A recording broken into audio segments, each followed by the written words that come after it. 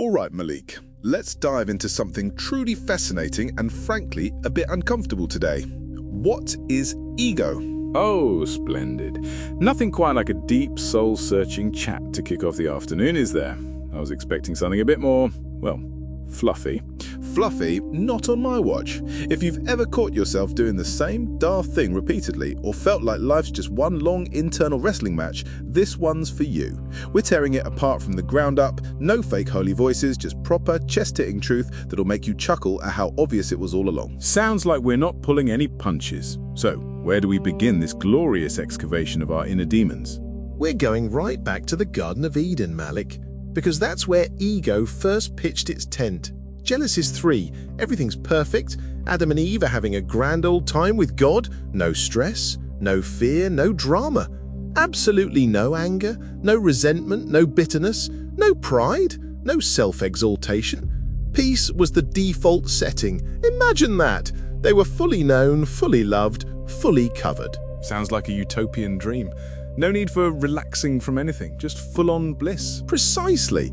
Then enter the serpent. And this isn't some dramatic, fire-breathing entrance, is it? Satan slips in with a rather innocent-sounding question, the very first seed of ego. Did God really say? Genesis 3:1. Boom. And just like that, the entire trajectory of humanity takes a sharp left turn. It's that tiny little doubt, isn't it? Exactly. Questioning God's authority, thinking, maybe I know better. Wondering if you should be the one calling the shots on what's good or not. That one question flicked the switch from God is God and I trust him to what if I decide for myself? And the crucial bit here, I imagine, is that ego wasn't part of the original spec sheet. It wasn't standard human equipment. Spot on. Ego is not our original human nature, Malik. It was never part of the divine design. It was injected post-fall. Before the serpent, Adam and Eve didn't have it. Afterwards, it became the sin infection in the flesh. It's the portal that flings open the doors to everything else. Bitterness, resentment, anger, fear, self-importance, all those lovely demonic strongholds that just pile up. All right, so the million-dollar question. How does one know if they've contracted this ego virus? Because I'm fairly certain I'm exempt, naturally. The sneaky part. The Bible's rather blunt about this. We're blind to it. James 1:23-24 paints a picture of someone looking in a mirror, seeing who they really are, then walking away and promptly forgetting their own reflection. That's ego in full swing. So we can spot it in everyone else, that chap at work who always needs to be right, or the friend who spins every conversation back to themselves. But when it's us, invisible. Utterly. Why? Because ego's a defense mechanism. It's convinced you that the version of yourself it cobbled together is the real you. It rewires your thinking so any challenge feels like an attack on your very identity. Modern science calls it cognitive dissonance and defensive bias. Your brain literally filters out anything that threatens the ego story you've been telling yourself. You're not lying to yourself on purpose. You're just blind, because the infection wants to stay hidden. So we're not lying deliberately, we're just wonderfully blind. Exactly. It manifests as, oh, that's just how I am, or I'm not proud, I'm confident, or I'm not bitter, I've just been terribly hurt. It hides in humor that cuts people down, in the need to win every squabble, in that quiet voice whispering, if I don't control this, nobody will. It all sounds rather normal, frankly, like survival. And that's the rub. It feels normal because it's the flesh doing what only God should do, protecting, defining, comforting you. So let's get down to brass tacks. What actually is ego? It's not some automatic thing you were born with, like blue eyes or a bad knee. It's a learned response you allowed to grow over time, usually from trauma, pain, rejection, or just the slow drip of life in a broken world. Lay it on me then. Prepare for enlightenment. Or perhaps a swift dose of self-awareness. Every time you got hurt, instead of legging it to God for protection, you built a shield. That shield is ego. It says, I'll never let that happen again. I'll be smarter, stronger, in control. So it's our internal bodyguard constantly muttering, I'll never let that happen again. I'll be smarter, stronger, in control. That's it. It becomes your subconscious autopilot, filtering every decision through what's best for me, how does this look, how do I stay safe? Instead of letting God be your refuge, Psalm 46:1, you let your flesh and subconscious take the reins. Over the years, that shield thickens until you forget there was ever anything else. It's not you, it's the sin-infected version of you that the enemy loves to use. And science actually backs this up? My brain's protective little dramas? Absolutely. Trauma creates neural pathways favoring self-protection. Your amygdala goes into overdrive, whilst the parts of your brain that trusts and surrenders, your prefrontal cortex, quietens down. Neuroplasticity works both ways. You can rewire for ego or for surrender. But ego feels safer in the moment, so most of us keep feeding it.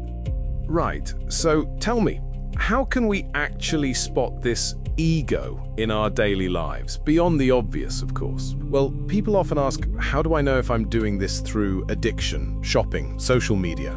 Let's have a look, shall we? Take addiction, any kind, food, porn, alcohol, work.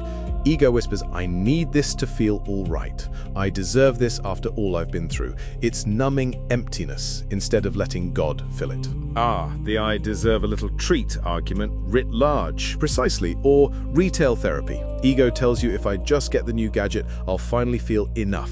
It's self-soothing through stuff instead of surrender. Then there's social media doom scrolling. Ego absolutely adores the comparison game. Look how much better their life is, or look how much better mine is. It's chasing validation from likes instead of from the Father who already calls you beloved.